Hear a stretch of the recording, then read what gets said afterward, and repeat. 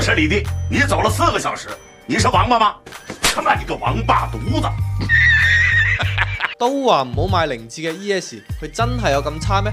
其實如果你攞嚟家用嘅話，車身接近5米嘅長度，足夠嘅後排空間，舒適平順，慳油，開唔壞，真係一車全3代，人走車還在啊！外觀亦都係非常好睇，車身線條優雅，十分具有運動感啊！老實講，優點係真係幾多，但係20幾接近30萬嘅車，我始終都係接受唔到佢嘅動力總成同埋佢個老舊嘅車機。